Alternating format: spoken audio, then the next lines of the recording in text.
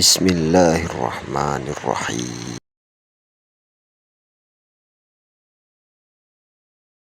Jalanlah pada saat itu, Pak awal tiba, Abu Sufyan lihat sebagai pemimpin, ini parit besar. Kuda, mereka sudah tahu. Kalau sudah 3 meter, 4 meter, nggak mungkin bisa diloncati. Apalagi kalau sampai 7 meter misalnya, kalau kita ambil pendapat yang paling besar, nggak bisa kudanya loncat.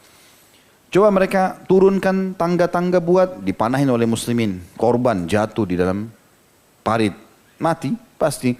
Kemudian setelah itu mereka coba dengan cara lain. Mau loncat kudanya, ada yang jatuh ke dalam parit. Tidak bisa. Terus saja mereka cari jalan, akhirnya sampai 2 pimpinan Yahudi, Quraidah dan Nadir, Bani Kainuqa dan Nadir tadi yang memprovokasi orang-orang Arab ini, datang ke benteng Yahudi Quraidah di pojok tadi. Lalu mencoba memanggil pimpinan mereka. Ayo bukakan pintu gerbang. Pimpinannya pertama nggak mau buka.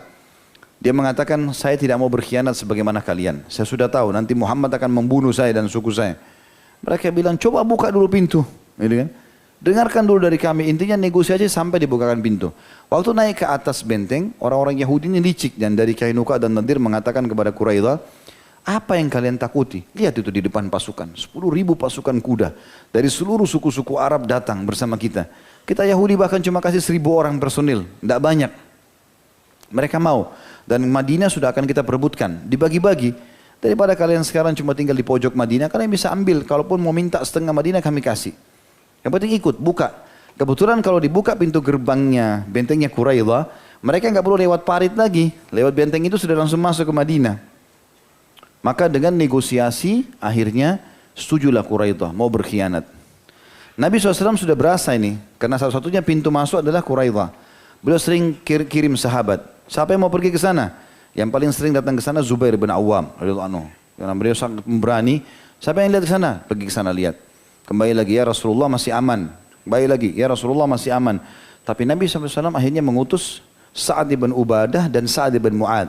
2 pimpinan suku Madinah yang masyhur dengan keberanian juga. Dan memang mengenal Yahudi-Yahudi ini. Datang ke sana, izin masuk tidak mau dibukakan. Lalu mulailah mereka mencaci maki Sa'ad ibn Mu'ad, Sa'ad ibn Ubadah ini terkenal pimpinan Ansar dan mulia. Tidak pernah dia mencaci maki mereka. Suku Quraisy ini penakut. Kok bisa jadi berani begini? Maka Sa'ad ibn Ubadah mencaci maki mereka. Kalian juga mau mati nih. Ya, mau berkhianat juga. Nah, akhirnya kata Sa'ad ibn Mu'ad, sudahlah, tidak usah ikut-ikutan. Hai Sa'ad ibn Ubadah, ada sesuatu yang akan kita lakukan nanti. Setelah perang ini selesai, urusan kita sama mereka. Itulah. Akhirnya ditinggalkanlah. Mereka melapor kepada Nabi SAW, ya Rasulullah begini kejadiannya. Dan hari itu genting sekali, luar biasa keadaannya. Saya tuh pelajari sirahnya itu dan coba merenungi bagaimana kejadian pada saat itu. Malam mencekam, musim dingin, luar biasa dingin sekali pada saat itu. Dan pada saat itu juga memang betul-betul semua laki-laki sahabat ada di parit. Jadi satu Madinah kosong, laki-laki nggak ada. Semua perempuan dan anak kecil ditaruh di satu benteng, sebelahnya bentengnya Quraidah. Sebelah bentengnya pas. Yang lain semua tidak ada lagi nih. Maka suku Quraidah, mereka subhanallah malam itu, prajurit-prajuritnya, kesatrianya pada berkata, besok kan kita sudah mau buka benteng nih. Lihat pasukan ini pastilah menang. Gitu kan. Kita tahu kekuatan umat Islam cuma 1.000. Di bentengnya Quraidah sendiri, itu pasukan mereka ada 1.000 juga. Gitu kan. Belum tambah pasukan Ahzab yang 10.000. Maka mereka bilang pasti kita menang. Sekarang begini aja. Kita lihat Madinah ini kosong. Benteng yang ada suara, ada obor, cuma benteng di sebelah kita. Sekarang kita ambil aja perempuan-perempuannya muslimin. Anak-anak yang kita jadikan sebagai rampasan perang. Udah kita pesta-pesta malam ini, besok kita habisin Madinah. Mereka sepakat begitu. Beberapa prajurit-prajurit kesatria mungkin 5-6 orang. Mereka bilang, ayo kita coba lihat, cek benteng. Jalanlah mereka ke benteng. Kebetulan di atas benteng itu ada Hasan ibn Thabit radhiyallahu anhu, penyairnya Nabi. Tapi umurnya sudah tua, sangat tua dan lemah, tidak mahir dengan perang. Makanya Nabi SAW tidak ikutkan dia di parit gitu.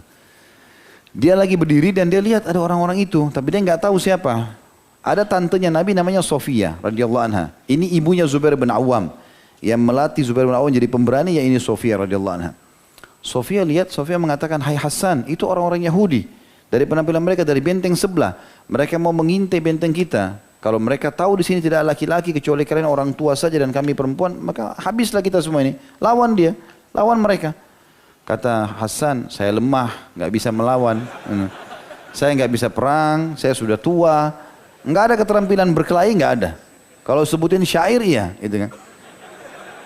Maka Sofia ambil inisiatif radhiyallahu anha.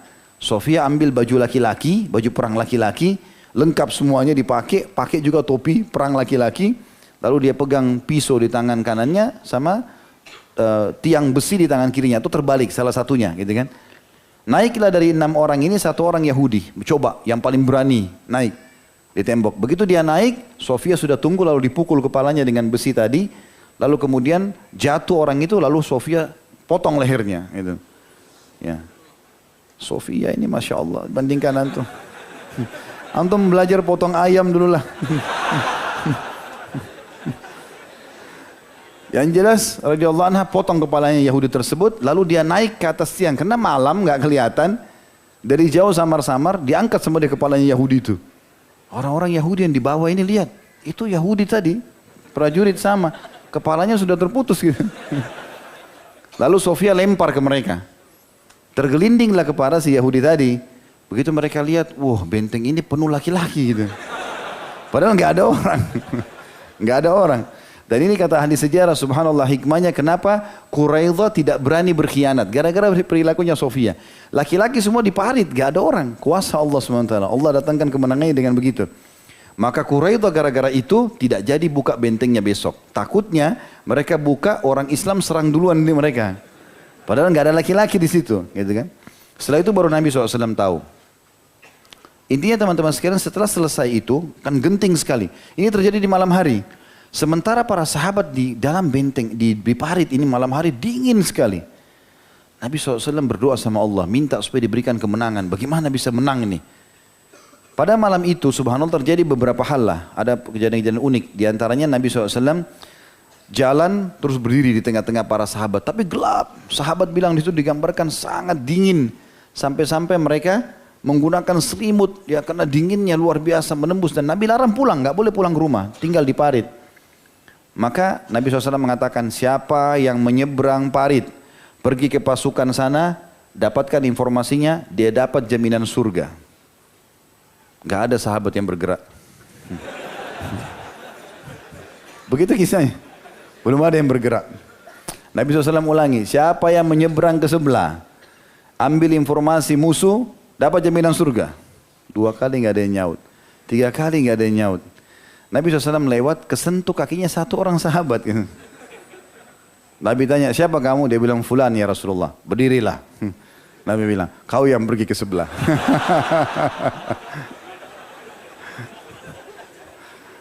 Kata dia, baik ya Rasulullah. Dia bilang, subhanallah malam itu dingin sekali. Dan saya cuma bawa selimut istri saya kecil. Dingin. Di bagian kaki saya tidak ada sama sekali alas. Kedinginan. Dia bilang, begitu saya turun di parit, saya seperti berada di satu ruangan yang panas, hangat. Panas sekali. Kemudian saya naik ke parit, kemudian saya lihat ada api unggun. Tapi Nabi SAW beri pesan, ingat, jangan lakukan apa-apa. Pantau saja, lihat apa yang mereka lakukan. Jangan membunuh, jangan buat kekacauan. Dia bilang, baiklah.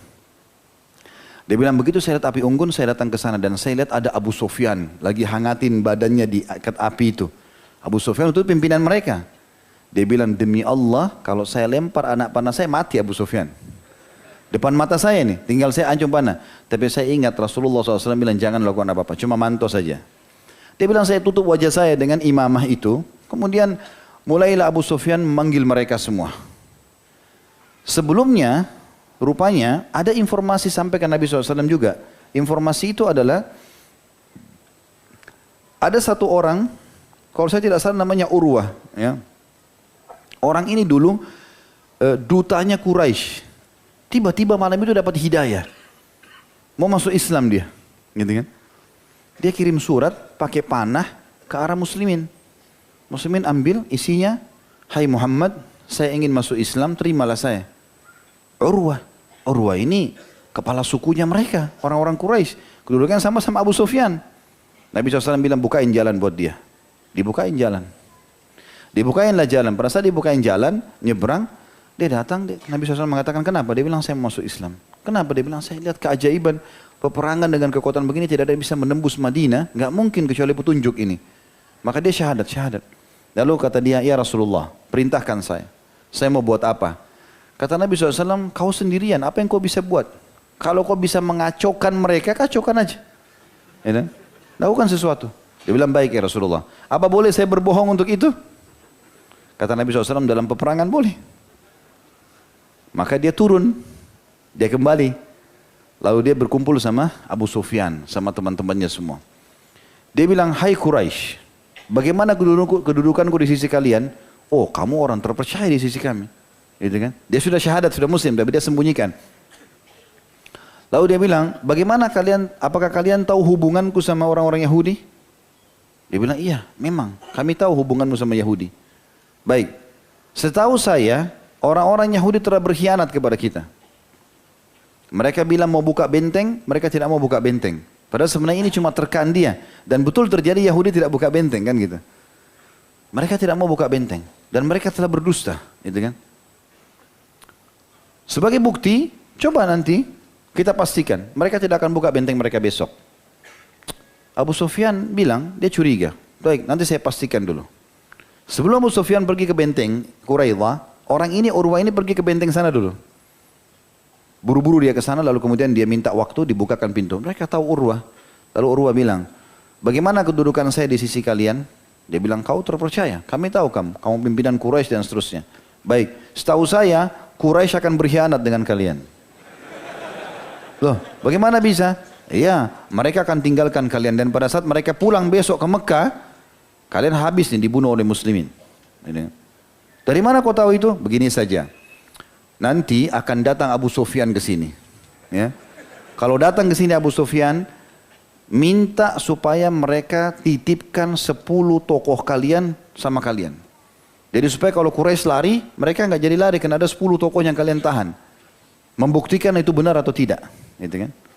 Kata mereka, ide yang bagus. Baik, Urwah bilang, tapi jangan bilang dari saya ya.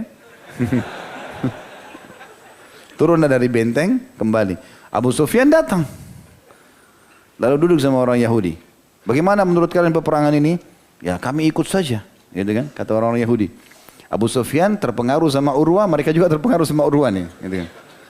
Lalu kemudian Abu Sufyan bilang, bagaimana menurut kalian tentang buka pintu besok? Mereka bilang, kami ragu mau buka. Tapi kalau kalian mau buka, titipkan 10 orang kalian kepada kami. Kata Abu Sufyan, berarti sudah benar nih. Kata Urwah, kenapa harus pakai titip-titip orang? Gitu kan? Gak perlu titip orang. Apakah kalian kira kami ini akan berkhianat? Kata Abu Sufyan. Mereka bilang tidak, tapi berjaga-jaga. Gitu kan? Ributlah akhirnya mereka cekcok ini. Abu Sufyan pulang. Kembali ke api unggun tadi. Gitu kan? Lalu dia bilang, kumpullah semua, kumpullah orang-orang. Ini sahabat Nabi lagi duduk. Lalu kata Abu Sufyan, pastikan di sebelah kalian tidak ada kecuali pasukan kita. Maka caranya adalah harus masing-masing sebut nama. Saya fulan dari suku ini. Sebelah kanan siapa, sebelah kiri siapa. Sahabat yang tadi diutus oleh Nabi ini, bagaimana ini sekarang?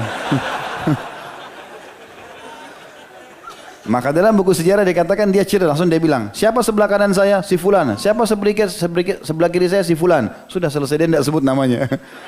Yang penting sudah ada kiri kanan sebut gitu.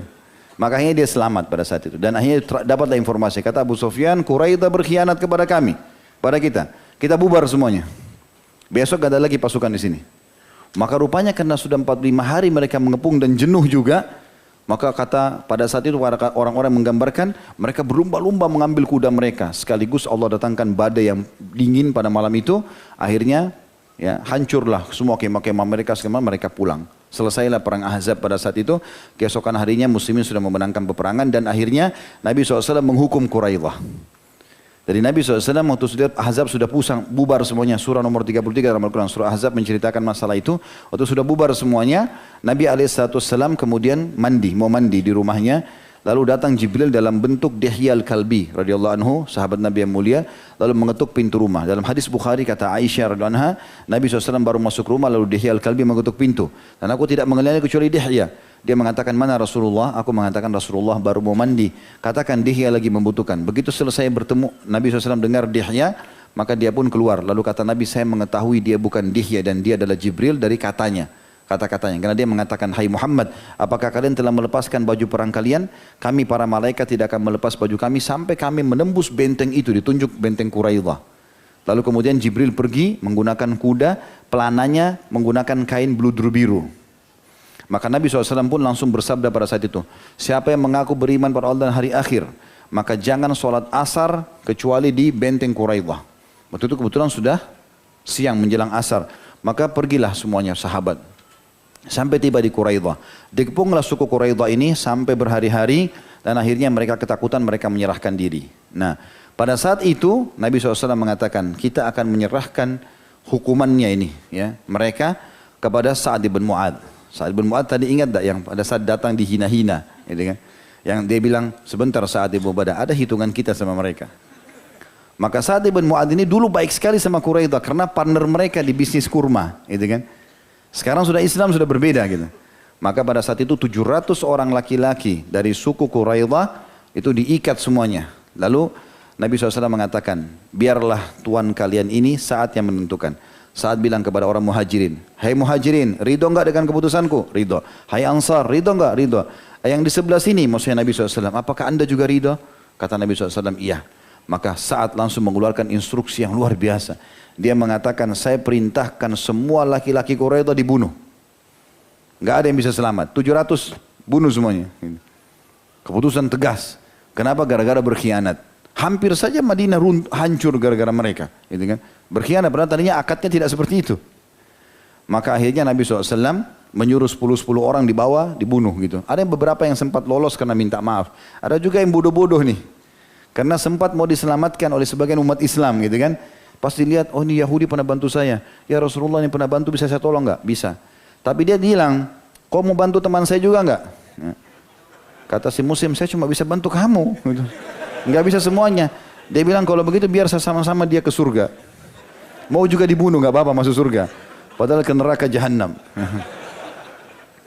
Yang jelas itu kurang lebih gambaran globalnya. Kalau teman-teman mau ikut panjang lebar saya jelaskan. Mungkin 2-3 episode tentang masalah atau beberapa waktu ya tentang perang Ahzab saja itu yang sangat unik dan ada banyak mukjizat terjadi pada saat itu. Allah menggambarkan tentang kegentingan pada saat itu ya.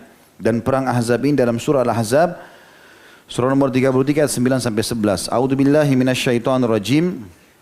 Ya ayyuhalladzina amanu dzkuru ni'matallahi 'alaikum id ja'atkum junudan fa arsalna 'alaihim rihan wa junudan lam tarawha wa kana Allahu bima ta'maluna basira. Id ja'ukum min fawqikum wa min asfala minkum wa id zagatil absar wa id zagatil absar wa balagatil qulubul hanajira wa tadhunnuna billahi dhununa hunalika ibtuliyal mu'minuna wa zulzilu zilzalan syadida. Hai orang beriman, ingatlah akan nikmat Allah yang telah dikaruniakan kepadamu ketika datang kepadamu tentara-tentara Ahzab tadi. Lalu kami kirim kepada mereka angin topan dan tentara yang tidak dapat kamu melihatnya. Dan adalah Allah Maha melihat akan apa yang kamu kerjakan. Yaitu ketika mereka datang kepadamu dari atas dan dari bawah. Maksudnya mereka melempar anak panah. Mereka berusaha lewat lubang parit. Dan ketika tidak tetap lagi penglihatanmu dan hatimu naik menyesak sampai ke tenggorokan dan kamu menyangka terhadap Allah dengan bermacam-macam prasangka. Maksudnya mereka menyangka musim malam itu dingin, kalah, bisa dibunuh, bisa Madinah direbut. Disitulah ujian. Disitulah diuji orang-orang mukmin dan digoncangkan hati mereka dengan goncangan yang sangat. Nabi SAW mengumpulkan para sahabat untuk meminta pendapat mereka. Di sini tampillah pahlawan Salman Farsi. Kemudian beliau memerintahkan atau memberikan masukan untuk menggali parit. Kita masuk lebih dalam teman-teman sekalian. Ya. Tentu ada di situ perkataan Ibnu Hajar yang unik, yang bagus ya.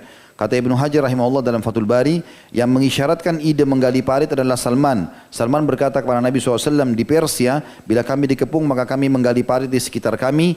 Lalu Nabi SAW memerintahkan agar menggali parit di sekitar Madinah. Dan beliau sendiri juga turun tangan langsung untuk mendongkrak semangat kaum muslimin serta memotivasi mereka. Karena itu mereka dengan cepat mengerjakan hingga selesai.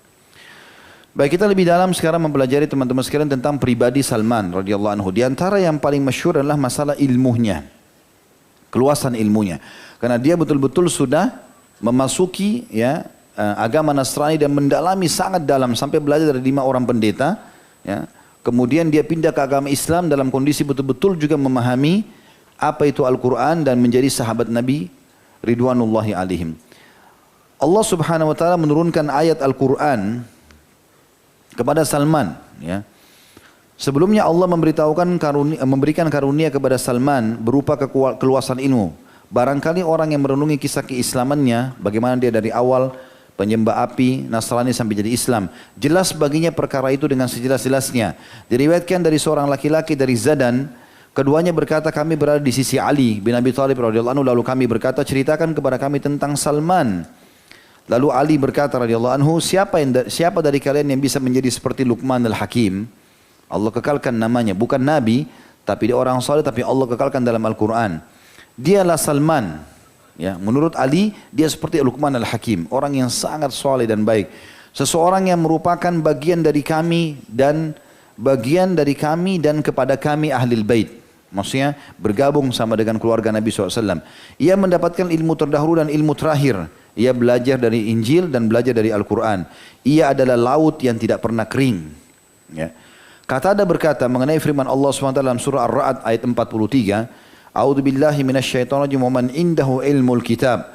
Dan antara orang-orang yang mempunyai ilmu Alkitab. Ya, maksudnya ada orang masuk Islam dan sebelumnya dia punya ilmu Alkitab. Dia hafal Injil dan Taurat itu. Kalau yang hafal Taurat adalah Abdullah bin Salam radhiyallahu anhu, pendeta Yahudi yang masuk Islam, dan yang hafal Injil adalah Salman al-Farisi. Maka Qatada berkata radhiyallahu anhu, yang dimaksud dengan ayat ini adalah orang-orang masuk Islam dan memiliki ya ilmu Alkitab sebelumnya. Ar-Ra'd 43 adalah Salman dan juga Abdullah bin Salam yang disebutkan oleh Tabarani dalam tafsir beliau. Juga Abu al-Bukhturi pernah berkata, ada orang yang berkata kepada Ali, beritahukan kepada kami tentang sahabat Muhammad SAW. Ia berkata, tentang siapa di antara mereka yang kalian mau tanyakan? Ada yang berkata, tentang Abdullah, maksudnya Abdullah bin Umar. Ia mengatakan, Ali berkata, ia adalah ilmu Al-Quran dan As-Sunnah. Kemudian ilmu itu berakhir padanya dan cukuplah hal itu sebagai ilmu. Maksudnya siapa saja mau belajar Islam, kalau kepada Abdullah bin Umar selesai. Mereka juga berkata, bagaimana dengan Ammar ibn Yasir radhiyallahu anhu majma'in? Ia menjawab, ia seorang mukmin yang pelupa, tapi bila kamu ingatkan ia akan ingat. Artinya dia beriman tapi kadang-kadang sering lupa. Lalu dikatakan, mereka juga berkata lagi, bagaimana dengan Abi Dzar? Ia berkata, ia menghimpun ilmu namun tidak sanggup. Mereka berkata, bagaimana dengan Abu Musa al-Asy'ari? Ia mengatakan, ia dicelup dengan ilmu satu kali celupan, kemudian keluar darinya. Maksudnya ada ilmunya, tapi ilmunya masih butuh perdalam lagi. Mereka berkata, bagaimana dengan Hudzaifah bin Yaman? Ia berkata, Ali menjawab, radhiyallahu anhu majma'in, sahabat Muhammad SAW yang paling mengerti tentang orang-orang munafik. Lalu mereka berkata lagi, kalau Salman bagaimana? Ini saksi bahasan kita. Kata Ali bin Abi Thalib, ia mendapatkan ilmu pertama, maksudnya dari ahli kitab, dan ilmu terakhir dari Islam, Al-Quran. Ia adalah laut yang tidak pernah ditemukan dasarnya. Ia bagian dari kami, Ahlul Bait. Kemudian juga teman-teman diriwayatkan kisah yang masyhur tentang bagaimana ilmunya Salman dan luasnya ilmunya. Seringkali apa yang diajarkan Salman ke sahabat itu menjadi hukum syariat. Seperti kisah masyhur tentang kisah Salman al-Farisi dengan Abu Darda radhiyallahu anhu ajma'in.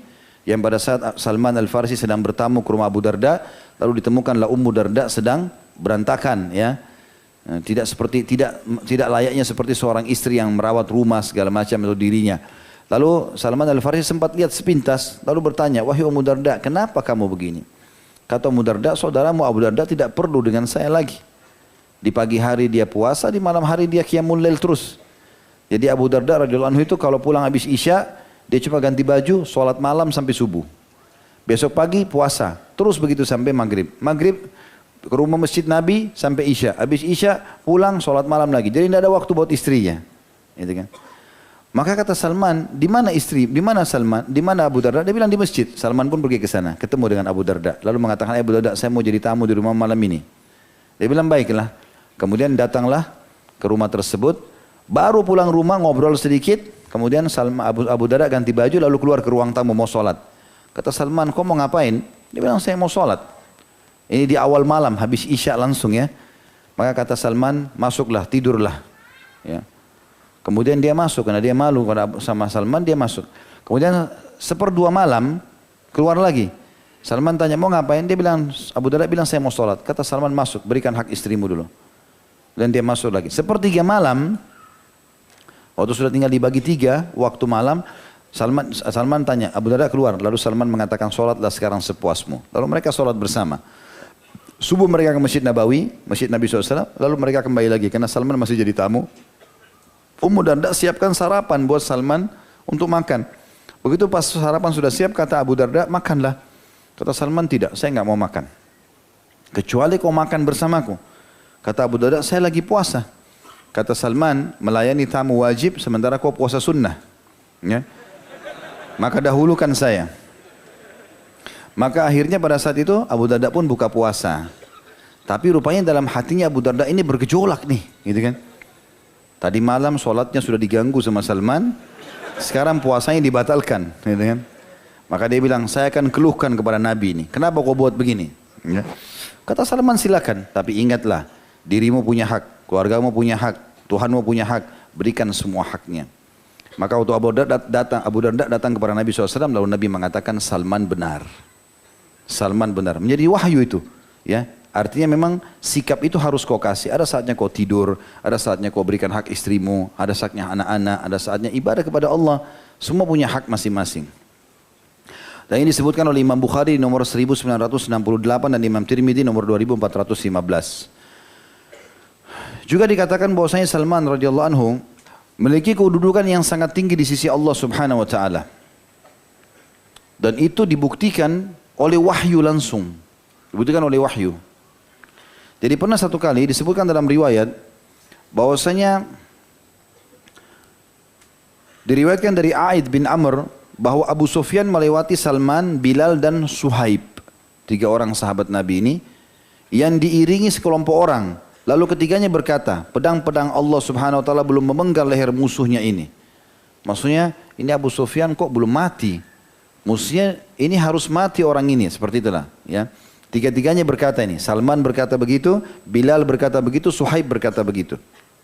Mendengar perkataan itu, Abu Bakar sahabat Nabi yang mulia, yang jelas keutamanya lebih besar daripada ketiga orang ini, berkata, kalian katakan hal itu kepada seorang pemuka Quraisy dan pemimpin mereka?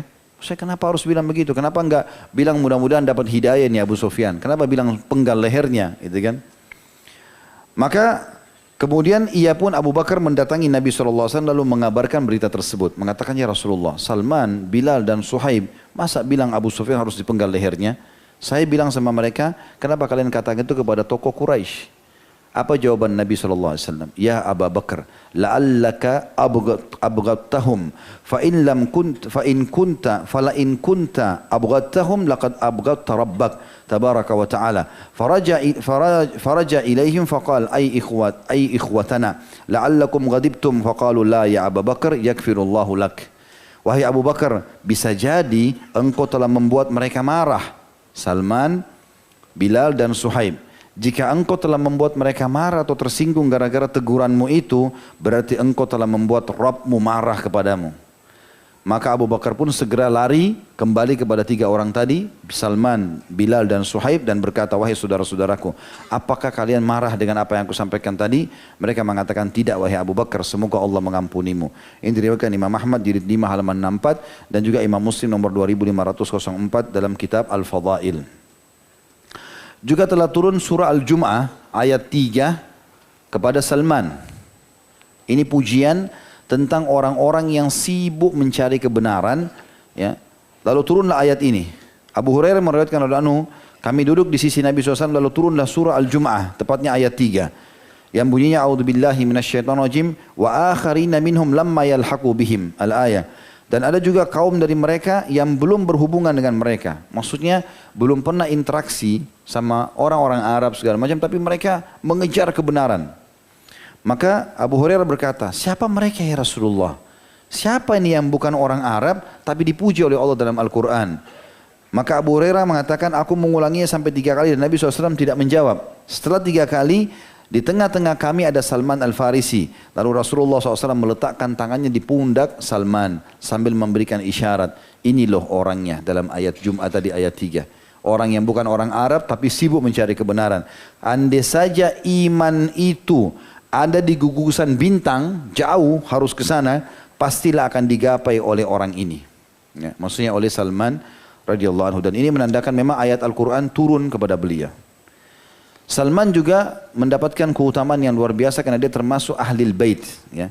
Termasuk ahlil bait, artinya dia termasuk orang yang dikatakan masuk dalam keluarga Nabi alaihissalam. Itu terjadi disebutkan di dalam sebuah riwayat atau di dalam sebuah buku namanya Sifatus Safwa jilid 1 halaman 275 tentang waktu digali parit sempat Nabi SAW membagi sahabat-sahabat ya, setiap 10 orang harus membagi atau menggali 40 hasta, ya, 40 siku maksudnya 20 meter. Maka orang-orang muhajirin dan ansar memperebutkan Salman, karena Salman orang yang badannya kekar, orang Persia yang kuat gitu. Maka muhajirin mengatakan, Salman bagian dari kami, ikut sama kami, sama orang-orang muhajirin. Orang ansar mengatakan tidak, Salman bagian daripada kami. Maka Nabi SAW datang sambil mengatakan, Salman bagian dari kami ahlil bait. Maksudnya dia bagian dari keluargaku. Dan ini kemuliaan yang luar biasa. Bukan keluarga Nabi, tidak menikah juga dengan kerabat Nabi, tapi Nabi SAW langsung mengklaim dia adalah keluarga Nabi alaihissalam. Lebih jauh daripada itu, kedudukannya di sisi Allah sangat besar. Ya. Nabi SAW mengatakan dalam hadis yang mulia, hadis ini diriwayatkan Tirmidzi dan Al-Hakim, dan ini dihasankan oleh Syekh Albani. Kata Nabi SAW, Innal jannata la tashtaqu ila thalatha aliyin wa ammarin wa salman. Ketahuilah kata Nabi SAW, sungguhnya surga itu merindukan 3 orang. Surga rindu sama dia. Ali, Ammar, dan Salman. Ini juga keutamaan yang luar biasa. Juga bukti kekuatannya dan hubungannya dengan Allah Subhanahu wa taala dan bagaimana dia sangat takut dengan Allah. Jangan sampai nanti ya dia dihukum oleh Allah Subhanahu wa taala. Pernah dia berpisah tempat. Salman ikut jihad kemana-mana, Abu Darda tetap di Madinah. Madinah, Mekah, bolak-balik gitu. Maka pernah Abu Darda kirim surat kepada Salman. Dia mengatakan, marilah pergi ke bumi yang disucikan. Artinya ngapain kau selalu di tempat jihad sana? Ini Mekah, Madinah ada nunggu nih. Ibadah di sini besar juga pahalanya. Maka dijawablah oleh Salman, sesungguhnya bumi itu tidak pernah mensucikan seorang pun. Walaupun tempatnya mulia, tidak bisa dia disucikan. Kecuali memang dia sendiri berbuat amal. Tetapi yang bisa mensucikan seseorang adalah amal perbuatannya. Telah sampai berita kepadaku, lalu Salman nasihati ya Abu Darda, engkau diangkat sebagai tabib atau konsultan lah kalau kita sekarang ya. Bisa bukan juga dokter, tapi orang bertanya apapun kepada kau wahai Abu Darda. Jika kamu mampu mengobati, maka itu bagus bagimu. Tapi jika kamu hanya berlaga dan pura-pura menjadi tabib, maka berhati-hatilah. Jangan sampai kau membunuh manusia, lalu menyebabkanmu masuk neraka. Setelah Abu Darda membaca surat itu, dia pun setiap kali memutuskan perkara 2 orang, sebelum mereka atau setelah orang itu beranjak, Abu Darda mengatakan kepada dirinya sendiri, hati-hati, demi Allah kau bisa menjadi tabib palsu. Lalu kemudian dia mengatakan kepada orang itu, duduklah kembali, ceritakan kembali permasalahan kalian. Mungkin saya salah menjelaskan tadi. Salman radhiyallahu anhu juga selain takutnya kepada Allah, waraknya, ya, kedekatannya dan perjuangannya dalam kedekatannya dengan Nabi SAW dan perjuangannya dalam mempertahankan kebenaran ini, dia juga sangat ceria, suka bercanda dan bercanda dalam hal-hal yang dibolehkan dalam syariat, gitu kan. Di antara kisah disebutkan, ya, dia bercanda dan humorisnya di tengah-tengah kesolehannya disebutkan oleh Abu Wa'il. Dia mengatakan, aku bersama temanku pergi menemui Salman. Lalu ia berkata, andaikan bukan karena Rasulullah SAW melarang kita berbuat takalluf, memaksakan diri, niscaya aku akan berbuat takalluf terhadap kalian. Maksudnya aku akan bebankan kalian beberapa permintaan. Lalu ia membawa ke hadapan kami roti dan garam. Ya. Kemudian temanku berkata, andai saja ada sa'tar atau sejenis tanaman kemangi yang wangi dalam garam ini. Biasanya mereka digaram, taruh air, terus ditaruh daun itu supaya jadi lebih wangi. Maka Salman mengirim agar seseorang membawa alat pembersihnya di rumah yang biasa dipakai kalau kita sapu segala macam, lalu menggadekannya. Ya, kemudian membelikan sa'tar ya, untuk dimasukkan ke dalam garam tersebut. Tak kala kami sedang makan, temanku tadi itu yang bilang, coba seandainya di garam ini ada sa'tar ya, ada tadi ya daun kemangi itu. Maka dia berkata setelah makan, segala puji bagi Allah yang telah membuat kita bersikap qanaah, bisa menerima terhadap apa yang dikaruniakan kepada kami. Lalu Salman sambil tersenyum mengatakan, jika kamu benar-benar memiliki sifat qanaah, niscaya alat pembersihku tidak akan digadaikan. Gara-gara kau ngomong tadi itu saya gadaikan alat sini. Ya. Juga banyak sekali di sini tentunya contoh-contoh ya. Ya, di antaranya yang paling bagus adalah kisah Dinukil oleh Abul Bukhturi, dia mengatakan Al-Ash'ath bin Qais dan Jarir bin Abdullah pernah datang menemui Salman ya, di Khas, ya, ini salah satu kota di Persia. Serta keduanya memberi salam dan ucapan selamat kepadanya. Lalu mereka berdua berkata, engkau sahabat Rasulullah SAW. Mereka belum mengenalnya rupanya kan gitu. Jadi ini tabi'in datang menanyakan. Kata Salman, aku tidak tahu. Maka keduanya pun terkejut dan ragu, takut salah orang. Salman berkata, sahabat Nabi SAW ialah orang-orang yang bersamanya di surga. Keduanya berkata, kami datang dari sisi Abu Darda. Maksudnya, kalau kau katakan sahabat, menurut saya pandangan sahabat, kata Salman, nanti kalau sudah masuk surga bersama Nabi, kalau masih di dunia bisa saja orang pindah agama, gitu kan. Maka dia mengatakan itu. Lalu kemudian mereka mengatakan, kami datang dari sisi Abu Darda, sahabatmu di Madinah. Lalu Salman mengatakan, mana hadiah darinya? Keduanya menjawab, kami tidak membawa hadiah, nggak ada titipannya Abu Darda. Ia berkata, takutlah kepada Allah, kata Salman, dan tunaikan amanah.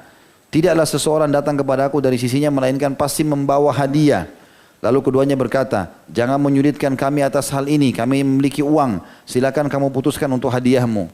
Artinya, betul-betul Abu Darda tidak titip apa-apa. Tapi kalau kau memang menyangka ada sesuatu, ini uang kami, bilang kau mau apa, kami belikan. Kata Salman, aku tidak mau yang lain, yang aku mau adalah hadiah darinya. Keduanya bingung dan menjawab, demi Allah, ia tidak menitipkan sesuatu pun bersama kami. Hanya saja ia mengatakan sungguhnya di tengah kalian ada seorang laki-laki di mana bila Rasulullah SAW berdua dengannya, beliau tidak menginginkan orang selainnya. Maksudnya Salman kalau dulu sama Nabi, Nabi asyik ngobrol sama Salman dan tidak butuh orang lain. Jika kalian berdua datang kepadanya, maka sampaikan salamku kepadanya. Kata Salman, hadiah apa lagi yang aku inginkan dari kalian berdua selain itu? Hadiah apa yang lebih baik daripada salam? Ini maksudnya dimasukkan oleh penulis kisah tentang humorisnya ya. Dia sambil bercanda tapi juga memberikan pendidikan ilmu di situ. Salman juga terkenal sebagai seorang yang tawadhu. Dan disebutkan dalam sebuah hadis yang sahih. Diriwayatkan Abu Nuaim dalam kitab Hilal Awliya di jilid 1 halaman 201 dan At-Tabarani juga menyebutkan di nomor 6058 yang kata Nabi SAW, man tawadhu lillah rafa'ahu Allah. Barang siapa yang bertawadhu karena Allah, maka Allah akan meninggikan derajatnya. Salman sangat terkenal dengan tawadhu'nya dan memiliki ciri-ciri khas sendiri. Maksudnya tawadhu ini jarang sekali orang melakukan itu. Di antara kisah yang unik adalah ada seorang saudagar yang tidak mengenal Salman radhiyallahu anhu dan meminta agar memikul barang dagangannya. Jadi pada saat dia masuk ke Persia, salah satu kota yang ada Salman lagi lewat. Dia pikir itu Salman masyarakat biasa. Sini angkat dulu barang ini nanti saya kasih uang. Salman nggak bilang, saya Salman loh.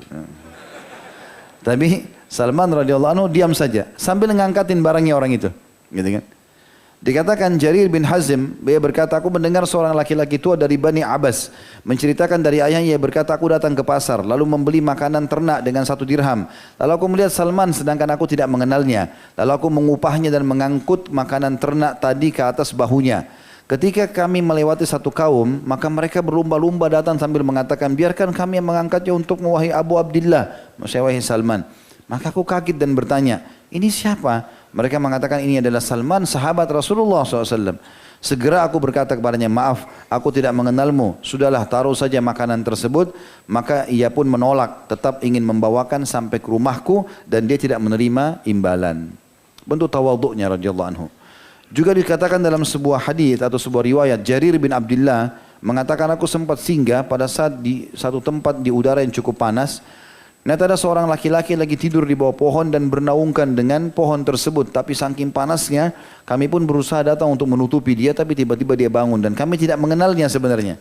Dan ternyata dia adalah Salman Al-Farisi. Maka tiba-tiba dia bangun lalu berkata kepada kami, pada saat kami sedang menaungi dia, menutup dia, wahai Jarir, bapaknya Salman kenal dia, rendahkanlah hatimu di dunia. Sebab siapa yang bersikap rendah hati atau tawadhu, maka Allah akan mengangkat derajatnya di hari kiamat. Dan siapa yang menyombongkan diri di dunia, maka Allah akan merendahkannya di hari kiamat.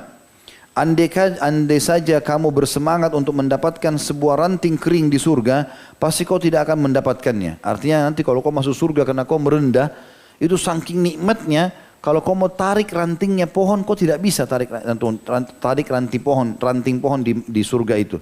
Kata Jarir, kenapa? Karena akar-akar pepohonan surga itu adalah emas dan perak. Memang nggak bisa dipatahkan. Sementara bagian atasnya adalah buahnya. Wahai Jarir, tahukah kamu apa itu kegelapan api neraka? Kataku tidak. Maka ia berkata, perbuatan zalim kepada manusia itulah kegelapan pada hari kiamat. Hadis ini disebutkan oleh Abu Nuaim. Ini dimasukkan dalam kategori tawadhu'nya, artinya bagaimana dia menasihati seseorang agar hati-hati dari perbuatan kesombongan bisa membawa pada neraka, dan semestinya seseorang itu bertawaduk merendah agar bisa mendapatkan kedudukan tinggi di surga. Juga Abdullah bin Buraidah mengatakan bahwa Salman biasa bekerja dengan usaha tangannya sendiri. Bila mendapatkan sesuatu maka ia belikan daging atau ikan, kemudian mengajak para penderita kusta untuk makan bersamanya. Juga disebutkan bahwasanya Salman pernah melewati puing-puing bebatuan di kota Madain dalam kondisi berperang, dan pada saat itu dia panglima perang. Dia tidak temukan, rupanya kudanya jadi korban di perang itu. Lalu dia lihat ada satu orang lewat menunggangi keledai. Dia pun naik bersama-sama sambil memegang bendera. Ada beberapa orang mengatakan, berikanlah kami memegang panji itu untukmu. Maka Salman tetap menolak dan dia terus menunggangi keledai tersebut berboncengan dengan seseorang.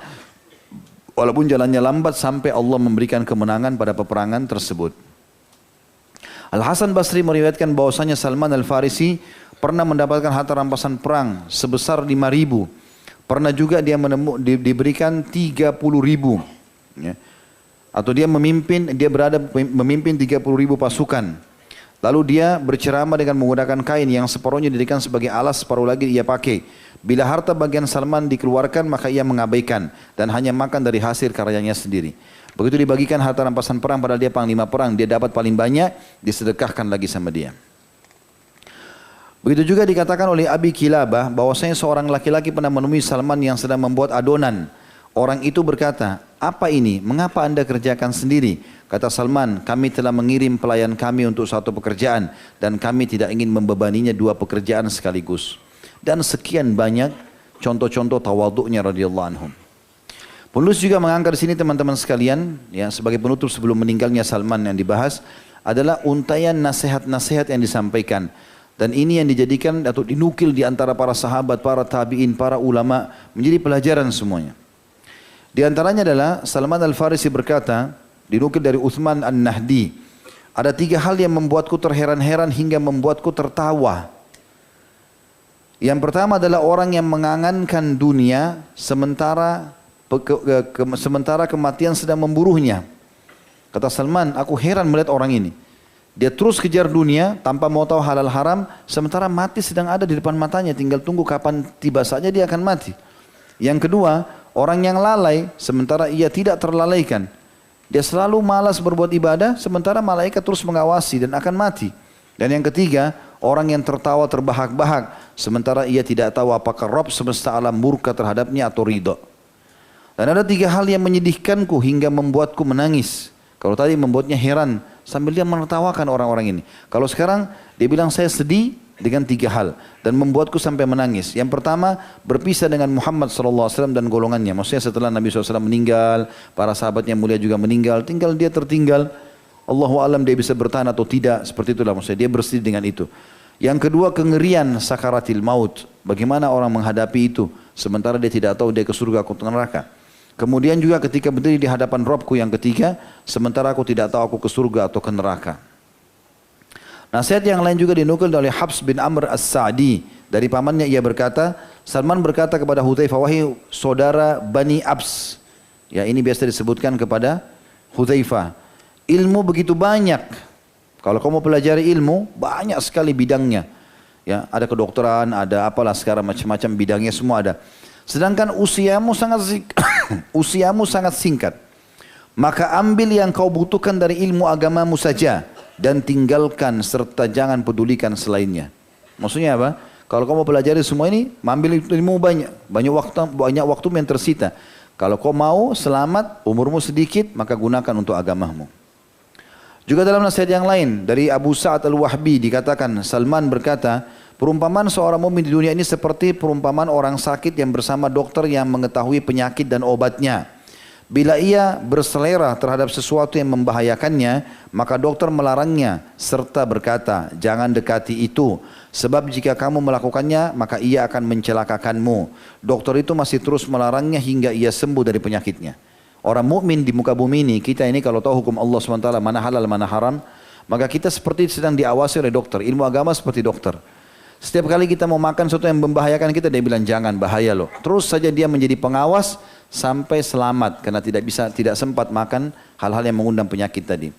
Demikian pula seorang mukmin, ia menginginkan banyak hal dari kehidupan yang telah dilebihkan bagi orang selainnya, di mana Allah SWT mencegahnya untuk mendapatkan hal itu dan menahannya sehingga dia mewafatkan dan memasukkannya ke dalam surga. Artinya dia memberikan perumpamaan supaya orang faham. Orang mukmin memang ada hal-hal yang diharamkan, tapi itu demi kebaikan dia. Allah SWT lebih tahu kebutuhan dia. Dalam riwayat yang lain, Abu Uthman meriwayatkan dari Salman, ia berkata, tak kala kaum muslimin berhasil menaklukkan kota Juhi, ya. Mereka memasukinya dengan berjalan kaki, sementara tumpukan logistik di dalamnya seperti gunung. Kota Juhi ini kota di Persia, banyak sekali harta rampasan perangnya, luar biasa banyaknya. Saking banyaknya, semua umat Islam senyum. Karena ini akan jadi harta rampasan perang, akan diberikan harta buat mereka. Sementara tumpukan logistik dalamnya seperti gunung. Lalu laki-laki yang berjalan di samping Salman berkata, wahai Abu Abdillah, tidakkah kamu melihat rezeki yang dikaruniakan Allah kepada kita? Ini banyak sekali kita akan dapat. Alhamdulillah, ini nikmat. Seperti itulah, niatnya baik. Apa jawaban Salman? Yang memiliki ilmu yang luas. Dia mengatakan, apa yang membuatmu kagum dari apa yang kamu lihat? Tanda tanya. Di samping setiap biji, setiap benda dari yang kau lihat itu akan ada hisab hitungannya pada hari kiamat. Artinya jangan cuma kau fikir dapatkan, Allah akan tanya nanti semua itu. Jadi artinya jangan kamu berbangga dengan itu semuanya. Juga dalam riwayat lain dikatakan oleh Sa'id bin Wahab, dia mengatakan, aku bersama Salman menemui temannya dari Kindah. Kami menjenguknya saat ia sakit. Lalu berkatalah Salman kepadanya, sesungguhnya Allah SWT menguji hambanya yang beriman dengan cobaan, kemudian menyembuhkannya sehingga menjadi penebus dosa bagi apa yang telah lalu, dan dia Allah ridho terhadap usahanya yang tersisa. Dan sungguhnya Allah SWT menguji hambanya yang berbuat buruk dengan cobaan, kemudian dia menyembuhkannya sehingga ia bagai seekor unta yang diikat oleh para pemiliknya. Kemudian mereka melepaskannya, sementara unta itu tidak tahu untuk apa mereka mengikatnya dan untuk apa mereka melepaskan kembali saat melepaskannya. Artinya beliau memberikan nasihat, orang ini sakit, kebetulan dia orang beriman. Lalu Salman ingin menghibur temannya, dia mengatakan dari suku Kinda, suku istrinya. Nah, istrinya katanya namanya Bukhair al-Kindiyah. Dia mengatakan, ketahuilah karena kau beriman, beruntunglah kamu ini. Kenapa beruntungnya? Karena orang beriman kalau lagi sakit, Allah Subhanahu wa taala bersihkan dosa-dosanya dengan sakit itu, dan kalau dia sembuh pun Allah tinggikan derajatnya dan dia tahu itu dari Allah. Allah ridha dengan dia. Dan orang yang fasik, orang yang jauh dari agama atau orang kafir, ya, Allah Subhanahu wa taala berikan dia ujian, lalu kemudian dia tidak tahu apa itu ujian. Dia cuma tahu mencari jalan keluar supaya sembuh. Dan pada saat Allah sembuhkan, dia seperti unta yang dilepaskan oleh majikannya. Dia nggak tahu kenapa dia dilepas, kenapa juga dia diikat. Jadi ini bahasa-bahasa kiasan tentang kedudukan orang-orang beriman. Qatada juga meriwayatkan Salman berkata dalam wasiatnya, jika kamu melakukan satu keburukan secara sembunyi-sembunyi, maka lakukanlah kebaikan juga secara sembunyi-sembunyi. Dan bila kamu melakukan satu perbuatan buruk secara terang-terangan, maka lakukanlah kebaikan secara terang-terangan, agar ini seimbang dengan yang itu. Maksudnya kalau kau pernah lakukan dulu, sekarang ganti dengan kebaikan. Juga ada seseorang namanya Maimun bin Mihran, seorang ulama tabi'in yang masyhur. Dia berkata, telah datang seorang laki-laki kepada Salman dan berkata, berpesanlah untukku. Salman bilang, jangan kau berbicara. Orang itu bilang, tidak seorang pun yang hidup berbaur dengan manusia mampu untuk tidak berbicara. Enggak mungkin kita diam terus. Salman bilang, jika kau berbicara pun harus, maka bicaralah dengan hal yang baik atau diamlah. Orang itu bilang, tambahkan pesan nasihat untukku. Kata Salman, jangan marah. Orang itu mengatakan, sungguhnya terkadang ada sesuatu yang tidak dapat aku kendalikan, atau aku tidak dapat mengendalikan dan sesuatu itu bisa menguasaiku. Maka kata Salman, jika engkau marah maka tahan lisanmu atau lidahmu dan juga tanganmu. Dia cukup kau hanya marah, kelihatan di raut wajahmu, tapi lisanmu kontrol, tanganmu juga kontrol. Orang itu berkata, tambahkan lagi nasihatnya. Ia mengatakan, jangan berinteraksi dengan manusia. Maka ia menjawab, tidak ada seorang pun yang hidup di tengah manusia mampu untuk tidak berinteraksi dengan mereka. Maka Salman mengatakan, jika kamu berbaur dengan mereka dan harus, maka jujurlah dalam berbicara dan tunaikanlah amanah. Artinya ini nasihat-nasihat yang sangat luar biasa yang Salman sampaikan kepada orang ini. Dan riwayat yang terakhir berhubungan dengan wasiatnya adalah riwayat Malik ibn Anas. Bahwasanya Salman al-Farisi biasa berteduh di bawah bayangan sesuatu kemanapun ia berkeliling. karena ia tidak memiliki rumah. Jadi Salman pindah-pindah terus. Ya, nginapnya di bawah pohon, nginapnya di bawah puing-puing bangunan. Padahal dia Salman, sahabat, orang tahu. Lalu ada seseorang menawarkan kepadanya dan berkata, maukah engkau bila aku bangunkan rumah untukmu, agar engkau dapat berteduh di bawahnya dari terik matahari dan engkau berdiam di dalamnya berlindung dari udara dingin? Maka ia berkata kepada orang itu, ya aku mau, silakan kalau kau mau buatin rumah ya biasa silakan. Tak kala orang tersebut hendak beranjak pergi, Salman berteriak. Salman berteriak memanggilnya dan bertanya kepadanya, bagaimana kamu akan membangun rumah tersebut? Artinya model rumahmu yang kau bangunkan seperti apa? Saya mau tahu dulu sebelum kau bangun. Orang itu bilang, aku akan membangun sebuah rumah di mana bila engkau berdiri di dalamnya maka ia akan mengenai kepalamu. Artinya bukan bangunan yang besar, bangunan yang pas. Dan jika kamu berbaring di dalamnya maka ia akan mengenai kedua kakimu, sempit. Maka kata Salman, iya, aku ingin tempat seperti itu. Artinya, saking tawadhu dan merendahnya, dia ingin tempat yang secukupnya. Ya. Maka tibalah saja teman-teman setelah menjelaskan secara global tentang Salman radhiyallahu anhu adalah saatnya untuk berpisah dengan beliau. Ya. Dikatakan bahwasanya beliau meninggal atau sebelum meninggal, beliau sangat dikenal dan dipuji oleh para sahabat sebagai ahli zuhud, ahli ibadah, mujahid, ya. Dan juga orang yang sangat bijaksana karena pendapatnya selalu diminta oleh para sahabat. Disebutkan dari Anas radhiyallahu anhu, ia berkata, Sa'ad dan Ibnu Mas'ud menemui Salman ketika menjelang ajalnya. Lalu ia menangis. Maka ada yang berkata, salah satu dari sahabat ini Anas, Sa'ad ataupun Ibnu Mas'ud radhiyallahu anhu ajma'in. Mereka berkata, apa yang menyebabkanmu menangis hai Salman? Ia menjawab, pesan yang disampaikan Rasulullah SAW kepada kami yang belum kami laksanakan. Beliau bersabda, hendaklah bekal salah seorang di antara kalian dari dunia ini seperti perbekalan orang yang sedang bepergian. Adapun engkau wahai Sa'ad, maka bertakwalah kepada Allah dalam putusanmu bila kamu memutuskan dan dalam pembagianmu bila kamu membagikan serta dalam kemauanmu bila kamu memiliki kemauan. Thabit berkata, telah sampai berita kepadaku bahwa ia meninggal pada saat itu dan meninggalkan sekitar 20 dirham. Sisa nafkah yang dimilikinya saja. Dan Buraika istrinya radhiyallahu anha berkata, tak kala menjelang ajalnya ia memanggilku, Salman memanggilku. Ia berada di kamarnya yang memiliki 4 pintu, lalu ia berkata, bukalah pintu-pintu itu, sebab hari ini aku akan kedatangan para tamu yang aku tidak tahu dari pintu mana mereka akan memasuki dan menemuiku. Kemudian ia minta diambilkan minyak kasturi, seraya berkata, campurkanlah ia ke dalam bejana kuning, kemudian percikanlah di sekitar ranjangku. Setelah itu aku kembali menengoknya, ternyata ia telah wafat, seakan-akan ia sedang tidur di atas ranjangnya. Dan pada saat itu meninggallah Salman radhiyallahu anhu dan pendapat yang paling kuat adalah pendapat Imam Az-Zahabi rahimahullah. Beliau mengatakan pernah beliau menulis di sebuah buku kalau umurnya mencapai 250 tahun. Tetapi beliau meluruskan itu sambil mengatakan setelah aku telusuri kembali ternyata umurnya adalah 70 tahun dan tidak lebih daripada itu sebagaimana dinukil oleh para ulama yang lain, dan dia meninggal di masa khilafahnya Utsman bin Affan tepatnya di tahun 36 Hijriah. Ya. Ini yang ditulis oleh penulis dan dirangkumkan atau saya coba jelaskan tadi maksimal. Sekarang kita masuk ke 2 poin yang seperti biasa tentang manaqibnya, keutamaannya Salman radhiyallahu anhu, dan juga kita akan masuk kepada ad-durus wal ibar, pelajaran-pelajaran yang diambil. Yang pertama teman-teman sekalian, manaqibnya Salman atau keutamaannya beliau radhiyallahu anhu. Yang pertama sekali, dia masuk Islam dan dia tadinya Nasrani. Karena dia Nasrani atau dari ahli kitab, kita juga sudah pernah jelaskan ini di kisah Abdullah bin Salam radhiyallahu anhu ajma'in, ada pendeta Yahudi dan ini adalah pendeta Nasrani. Mereka akan mendapatkan orang-orang ahli kitab kalau masuk Islam double pahala. Karena pahala beriman kepada risalah Nabi Isa atau Nabi Musa, kemudian risalah Nabi Muhammad SAW. Dan itu sudah sangat masyhur kisahnya ya. Seperti hadis Nabi SAW, thalathatun yu'tawna ajrahum marratain. 3 orang yang pasti Allah kasih pahalanya double. Yang pertama, rajulun min ahlil kitab amana bi nabihi wa adrakan nabiyya sallallahu alaihi wasallam fa amana bihi wattaba'ahu wa saddaqahu falahu ajran.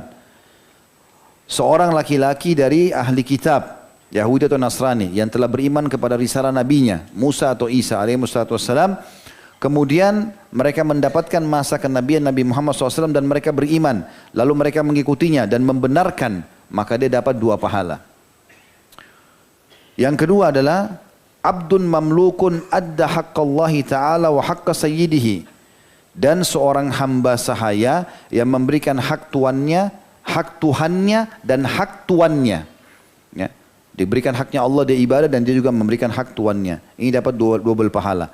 Dan yang ketiga, warajulun kana lahu amatun fagadzaha fa ahsana gizaaha thumma addabaha fa ahsana adabaha thumma ataqaha wa tazawwajaha falahu ajran.